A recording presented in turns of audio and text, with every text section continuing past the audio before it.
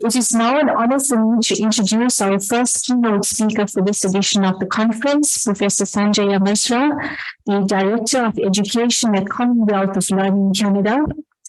Prof. Mishra is one of the leading scholars in open, distance, and online learning with extensive experience in teaching, staff development, research, policy development, innovation, and organizational development. With a multidisciplinary background in education, information science, communication media, and learning and development, Dr. Mishra has been promoting the use of educational multimedia, e-learning, open educational resources, and open access to scientific information to increase access to quality education and lifelong learning for all. He has designed and developed award-winning online courses and platforms such as the Understanding Open Education Resources, Commonwealth Digital Education Leadership Training in Action, and Call Commons. He will now deliver his speech to us virtually. Thank you, Prof. Mishra.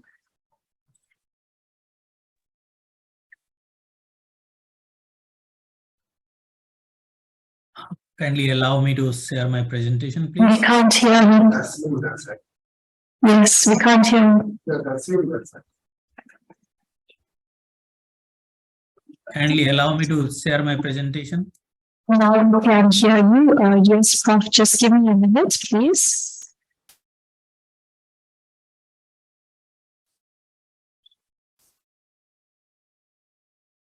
It's your computer.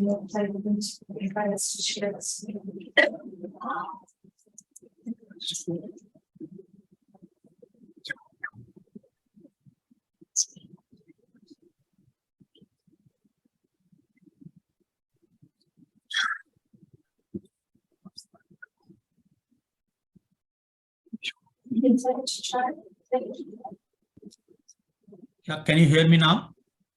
Yes, I can hear you. Hello, can you hear me now?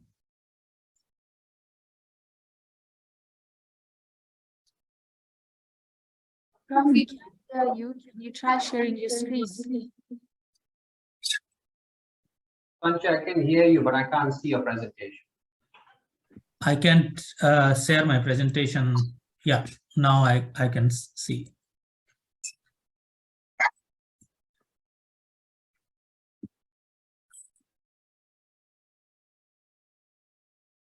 Yeah, okay, it's on. Can you get the full screen? Yeah.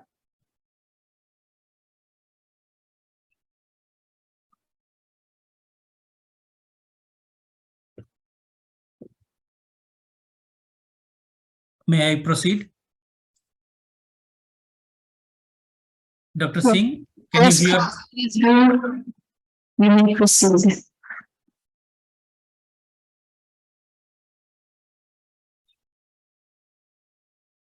We can hear you and we can see your screen. Proceed. You can see me, and should I proceed? Yes, please do proceed. Thank you. Thank you. Esteemed conference chair, conference co-chair, distinguished delegates, greetings from British Columbia, Canada, to all the international conference participants on teaching, assessment, and learning in digital age 2022. I'm thankful to the organizers for their kind invitation to talk on a topic that most of us are passionate about. International travel logistics didn't allow me to be in person today at this conference, and I wish you all a very productive event. My objective in this presentation is to challenge you to think critically about quality in higher education in general, and blended and online learning in particular. Quality has multiple stakeholders and therefore is one of the most complex and volatile concepts applied in the education sector, especially in higher education.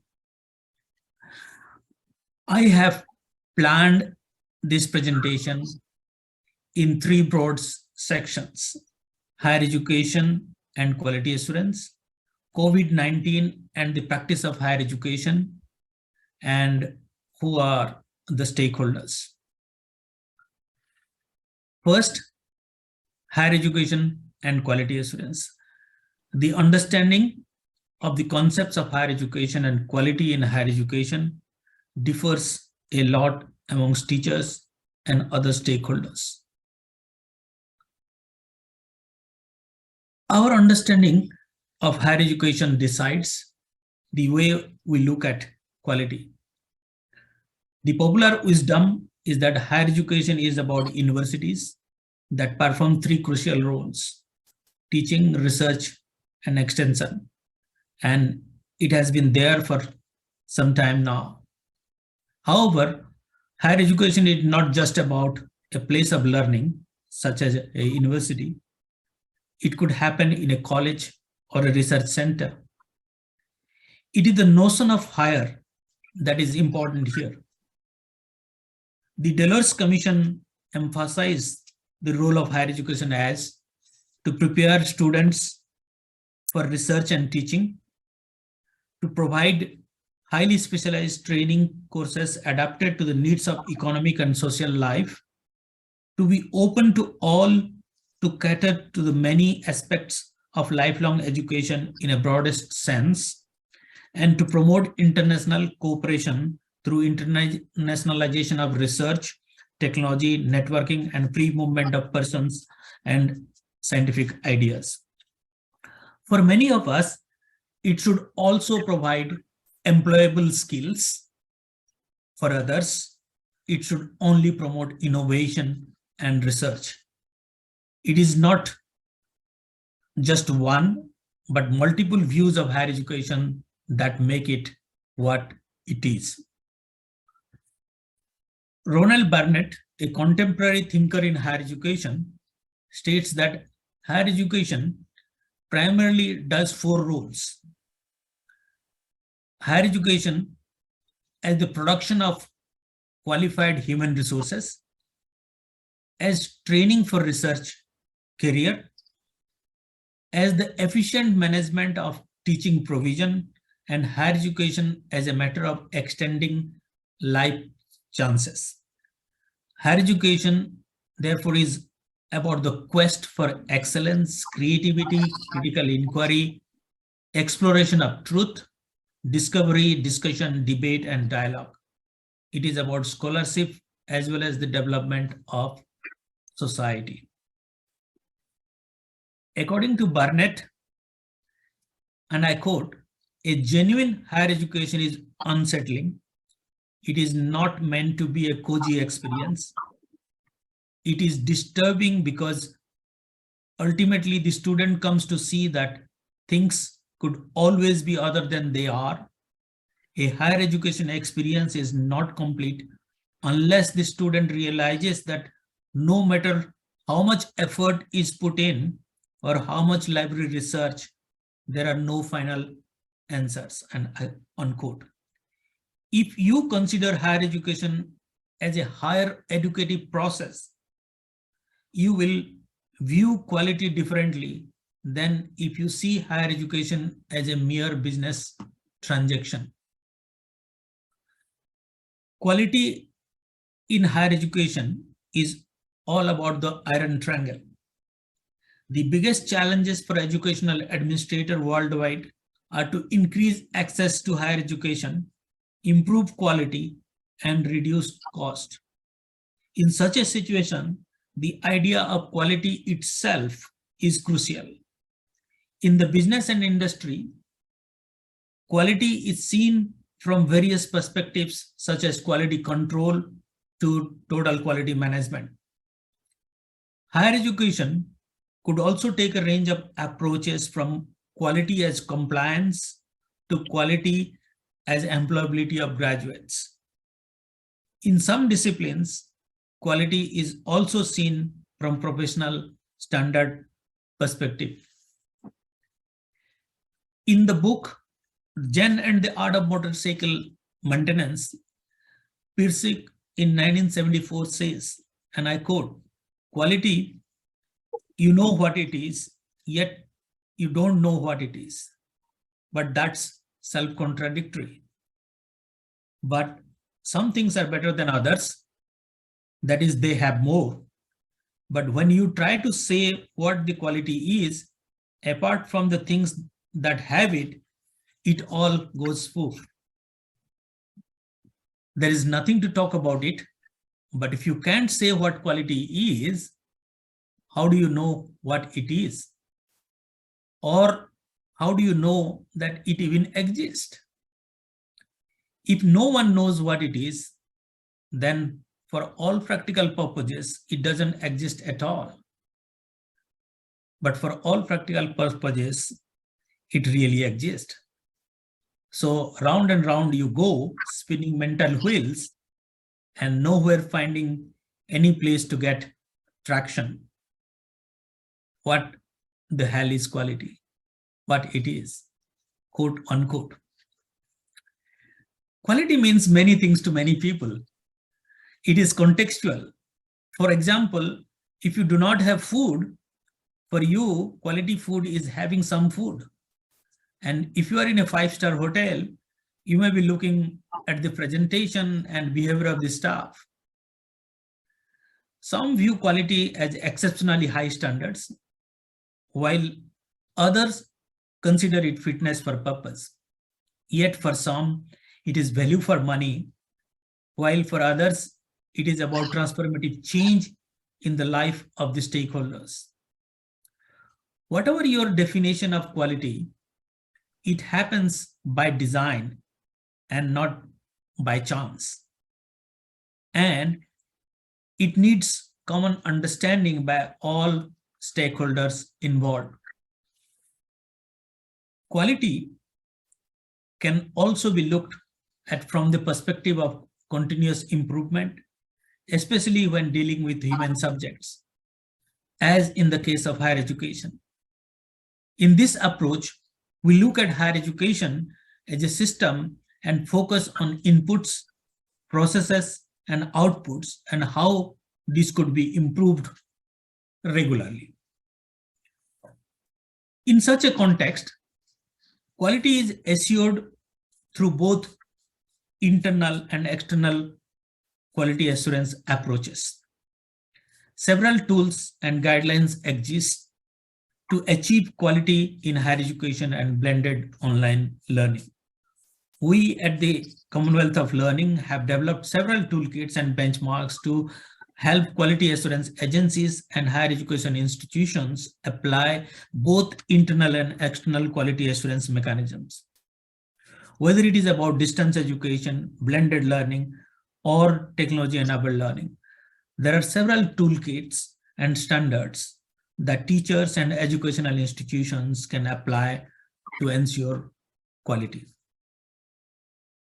However, what you measure is important. In higher education institutions, 3 different metrics and performance indicators are commonly used for quality assurance. 1, the peer team-based review. 2, survey-based international rankings. And 3, citation-based assessments. When a peer team-based approach to quality higher education is used, it is essential to have high credibility. Recently, questions were raised in India about the results of some of the institutional assessment by the national accreditation agencies. We also need to understand the fallacy of the international rankings often used by universities to market and recruit students. While there is some truth about what the rankings show, there are concerns about the methodology and statistical errors in the processes. A quick analysis of the criteria adopted by some of the well-known ranking systems will show that these are based on perceptions, funding patterns, and research assessments, raising questions about bias in the measurement systems. When such systems are implemented nationally, they create a further divide among institutions. We need to ask questions about what makes a great educational institution. Is an institution best because it strategically recruits the best student? Is it best because of the difference it makes to the life of the student? Are we actually falling for the reverse of the garbage in, garbage out trap here? The research assessment in educational institutions and the international ranking metrics uses a citation-based matrix called impact factor, a tool to select journal subscription in libraries. Eugene Garfield, the inventor of the famous matrix, said, and I quote, "It is one thing to use impact factors to compare journals and quite another to use them to compare authors," unquote. But universities and research funding agencies continue to use the impact factor, H index, etc., to assess the quality of research, raising questions again about our own understanding of quality as academia. Retraction Watch is a website that tracks retracted research papers. Its database contains over 36,000 such papers and about 268 COVID-19 related papers. Interestingly, retracted papers are also cited even after their retraction, which raises still more questions about the credibility of the citation metrics. Measuring quality in higher education is either magic or can be best described as statistical number crunching. The issues related to graduates' low employability, poor teaching quality, weak governance, insufficient funding, and complex regulatory norms are often ignored in the discourse. Now let me turn to the second part of my presentation, what happened during COVID-19 and how the quality of online learning was ensured.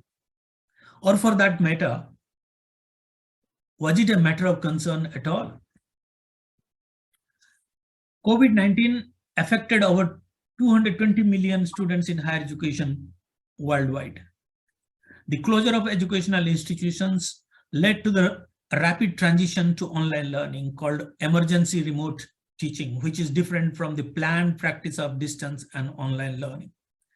Adopting remote teaching exacerbated social injustice, inequity, and the digital divide during the pandemic. During COVID-19, teachers used mobile for video preparation and development. They also used video streaming and webinars to reach students. This also increased the two-way interaction between students and teachers, especially for those who had access to the internet and required bandwidth. In a study in North America, 44% of academic administrators were more optimistic about the role of open educational resources in teaching and learning, emphasizing the need for good quality educational content. Many institutions use learning management system for the first time. The transition was more manageable for institutions with an integrated one-stop learning platform. Nevertheless, several teachers required additional help to manage the learning management system or video conference systems. The learning management systems help track students and empower the teachers to experiment with new innovative educational approaches. The assessment practice in higher education institutions suffered due to the lockdown, and they had to adopt alternative methods such as open book assessment, oral assessment, use of mobile apps, and proctoring systems. A study in North America revealed 64% of teachers changed assignments and exams during COVID-19, whereas 46% also dropped some assignments or exams. There was an increased adoption and acceptability of online distance education during COVID-19, and those who were asking questions about the quality of such modes of teaching and learning before the pandemic become champions of online learning overnight. Those of us who have been working for years in technology in education know that appropriate use of technology in teaching and learning requires planning and preparation. We can use technologies in different ways to achieve our goals. Learning from, in and with technology can be integrated into any teaching and learning practice to improve quality and increase access to quality higher education. But did the quality of teaching and learning suffer in the technology-based delivery during COVID-19? It highlighted poor teacher capacities, inadequate technology access for students and teachers, and therefore increased inequalities, primarily resulting in poor performance for some students, also called as learning loss. For example, a study at Stanford University revealed 16% of undergraduates did not have access to the internet for half of the time, and 60% of low-income students didn't have a private place of study. A study conducted at the University of Delhi on open book examination showed students score significantly higher marks than in closed book examination. Online examination also saw a higher rate of cheating from students, so universities are now considering moving back to previous conventional practices. There is also an increase in contract teaching where students use a third party to prepare their assignments. Examination as a practice of quality assurance was such a big issue during COVID-19 that Professor Jenny Davidson recommended that students be given an A. She said higher education institutions could do better by easing student stress and reducing expectation to the bare minimum. She says, and I quote, "Education isn't just about mastering material and improving skills. Education is about ethics. It's about learning how to be a better member of a community, whatever that community is, a classroom or a college, but also a family, a workplace, a civic polity. It's about understanding how to balance the drive towards intellectual development and mastery of new concepts and material with self-care and the sane management of responsibilities to the broader community." And I unquote. So the notion of quality keeps changing according to context. The same rigor of quality was not applied during COVID-19, and discussions about quality were considered stressful to the students and stakeholders. Nevertheless, COVID-19 also allowed teachers and educational institutions to think beyond their current practice of teaching and learning, albeit temporarily. As more technologies are used, there is also heavy dependency on similarity checking, highlighting the need for student preparation to focus on academic integrity and best academic practices. Now let me turn to the third part of the presentation. Who are the stakeholders in the quality and academic integrity debate? Who is deciding what should be done? Are universities and academics carried away by the hype of international rankings and impact factors? What purpose do these serve? Do we have the right indicators for measuring quality? What are the roles of different stakeholders? How are they accountable? It is vital to question if we want to improve quality. At this stage, it is essential also to bring the international best practice principles, which states that quality in higher education is the responsibility of the providers and their staff. Quality is judged by how it meets the needs of society and sustain public trust. Governments play a crucial role in supporting quality. Higher education providers and accreditation agencies must be accountable and provide evidence of quality. Accreditation agencies are responsible for ensuring the implementation of quality processes and standards. Quality higher education must be flexible, creative, and innovative to meet the needs of the stakeholders. From this, we derive that higher education stakeholders include students, teachers, parents, educational institutions, government and society, accreditation agencies, and employers. What are their different expectations and roles? Let us look at student as a stakeholder. Is the student a consumer? There is a limitation to applying the market metaphor to education. If you look at the admission process in higher education institution, the student competes to get admission, and the educational institution, the provider, often chooses its customer. Though the customer pays the fees, the output or graduation is not guaranteed. The student has to play an active role in the process and behaves more like an entrepreneur, investing time, effort, and money to produce knowledge or to acquire knowledge and skills that are useful in the job market. Many a time, student satisfaction is used as the indicator of quality in many institutions. Satisfaction is related to expectation. When service delivery is below expectation, dissatisfaction increases.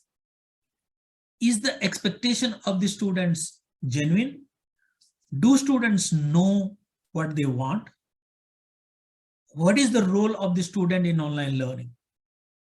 Do they possess skills for self-directed learning to succeed in an online learning environment? What is the teacher's perspective of quality? Teachers' self-efficacy plays an essential role in teaching and learning process. Their beliefs and attitude decide which tools, techniques, and learning theories and models to apply in teaching and learning. Their career stage and focus on research could also influence what they do and how they teach. Many institutions also do not prepare teachers to teach, so quality may be a factor of practice. More experienced teachers' quality would be higher than novice teachers. What do parents think about quality? Their perception of quality is formed mainly by what psychologists call social proof. It is influenced by the majority thinking, not necessarily rational thinking. This is where the national and international rankings influence parents and the public, creating a market for the institutions. In addition, parents are also concerned about the cost of education, graduation rates, and placement rate.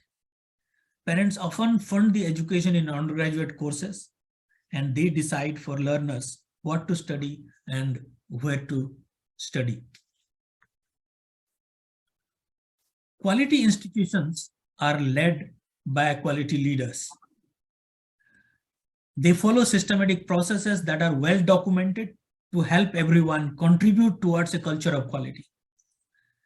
Teachers and staff members are trained to deliver quality teaching, learning, and research, and the institution's curricula reflect society's and employers' needs. Is your institution dependent on similarity checking software instead of using authentic assessment? Are you preparing students for academic integrity versus just penalizing students for their mistakes. Using the right metrics to assess quality at the institutional level is critical to optimally investing in the right resources. Society at large is the most significant stakeholder of quality in online and blended learning.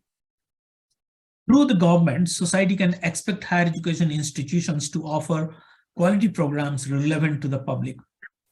Increasing the gross enrollment ratio in higher education through distance and online learning is key to that progress. Governments need to develop a regulatory framework to ensure parity of online and face-to-face programs. And of course, quality can't be achieved without adequate investment in infrastructure, faculty training, curricular reforms, and research. Generally, higher education quality is ensured through national accreditation agencies and professional bodies. Such agencies also need to be accountable to ensure quality with transparency. The higher education stakeholders must know how good and credible the accreditation process and indicators are. Who assures the quality of the accreditation agencies? Do they differentiate between different modes of teaching, and why?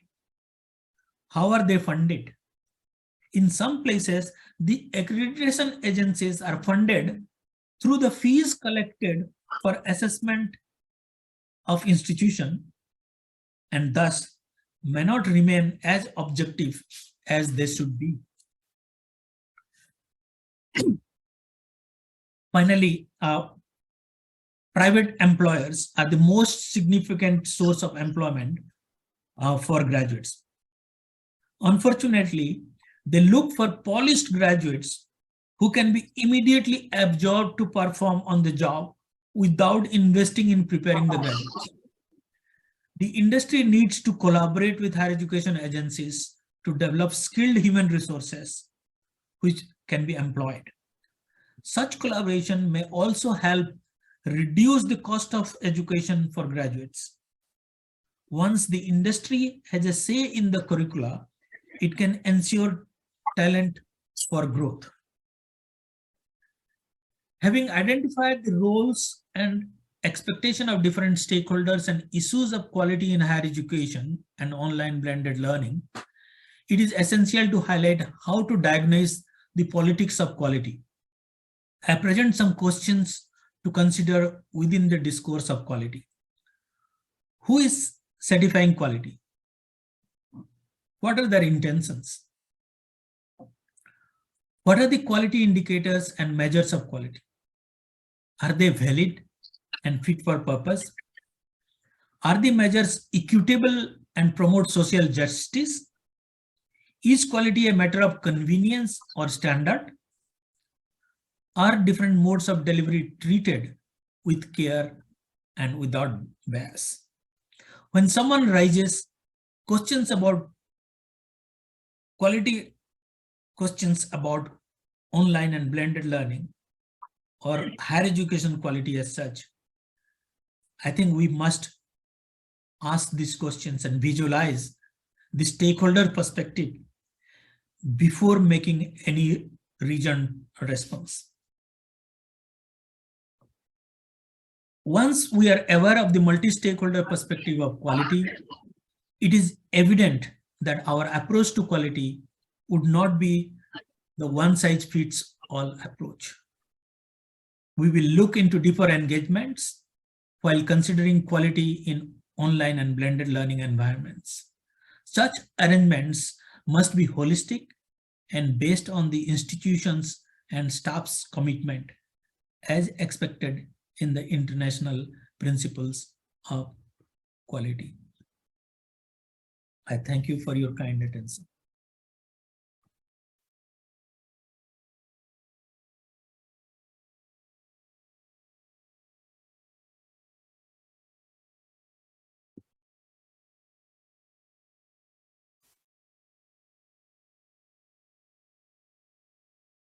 Thank you, Prof. Mishra, for making the effort to join us despite the extreme time difference.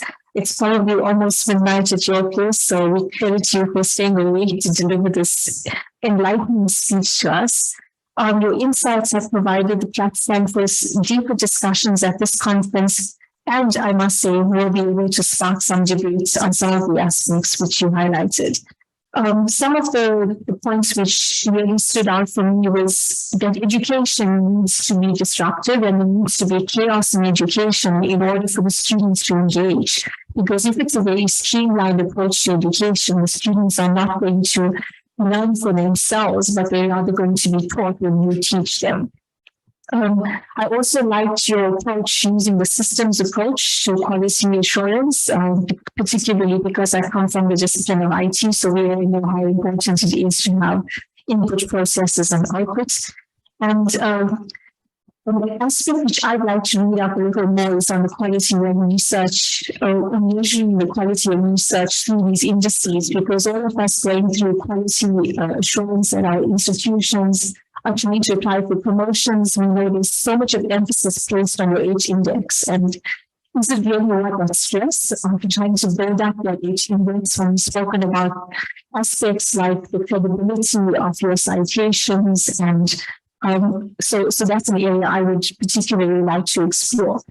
We would like to open the floor up for some engagement. So if we have any questions from the audience, Yuva here, who's one of the secretariats will bring the mic across to you. So we have the first question from Prof. Sanjaya.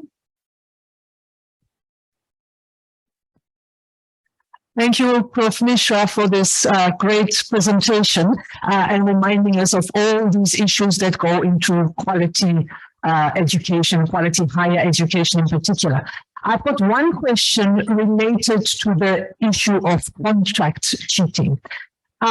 Since quite some time, we've now been saying that online teaching and learning involves increased levels of contract cheating. My question is, do we really have data to compare what was happening before we started delving in online blended learning and teaching? I am pretty sure that there was a lot of contract cheating even before that. It's just that, to me, the COVID-19 pandemic and its, heightened use of online and distance education has brought it to the light. So in some way, I would like to say thank you to COVID, but we shouldn't forget what happened before. Thank you.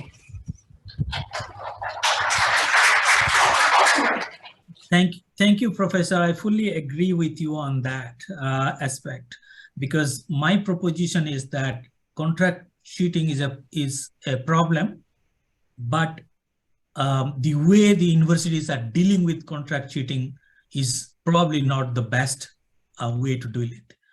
When institutions are recruiting students and they are not recruiting the people with the right skills, it is their responsibility to provide appropriate training to the students to be to adopt to the honor code and to demonstrate academic writing skills and then go into the subject areas. Many institutions do not take that responsibility, and students are penalized by doing similarity checking, this and that, in different ways. Similarity checking softwares, actually, if you submit something yourself and do again the same things, you will also get that it is copied from another your own source of things. So the heavy dependence on technology is actually making teachers leave their responsibility of checking the work of the students themselves.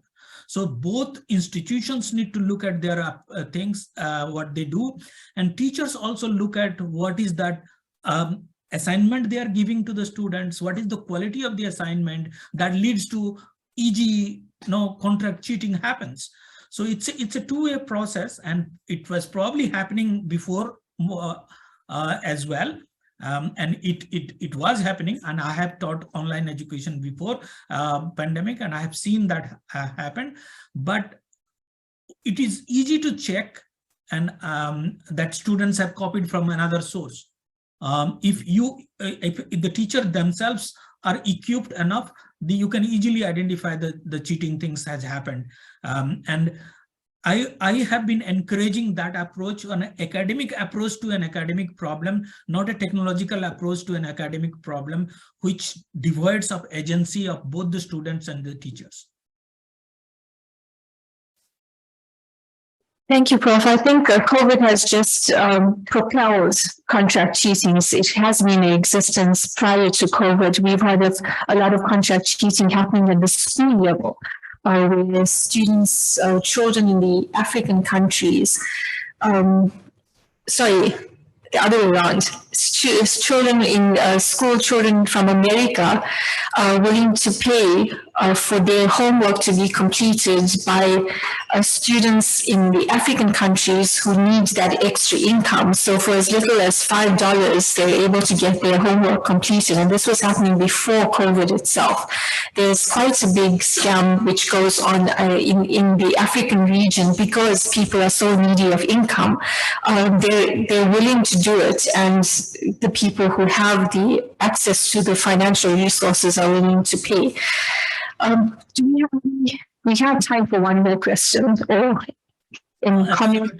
absolutely no problem. I can depending on your time, I'm available. Thank you, Prof, for a very insightful presentation on quality assurance in higher education.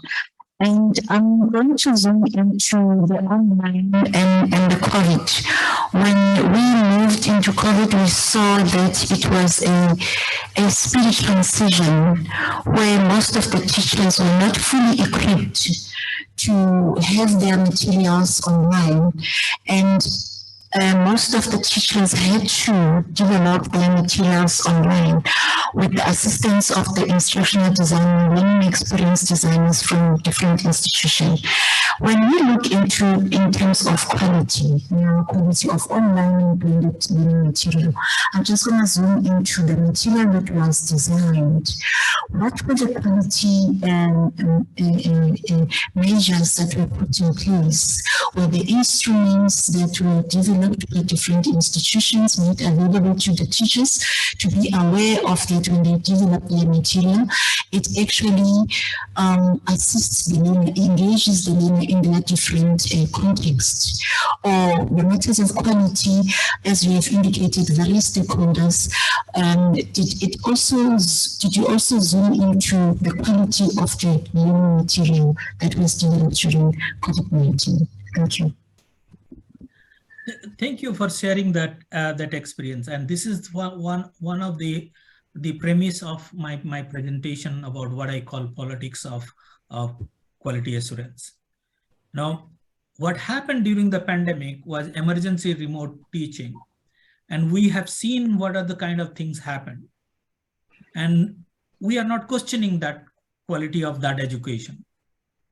Okay, we are okay with that education, but we were asking questions about distance and online learning before, and we will continue to ask the question about distance and online learning afterwards. Okay, but we have seen what has happened, and we are not asking questions about that. There are different models, there are different approaches of quality assurance of distance and online learning, and institutions which offer those programs do adopt those approaches, which are holistic approaches.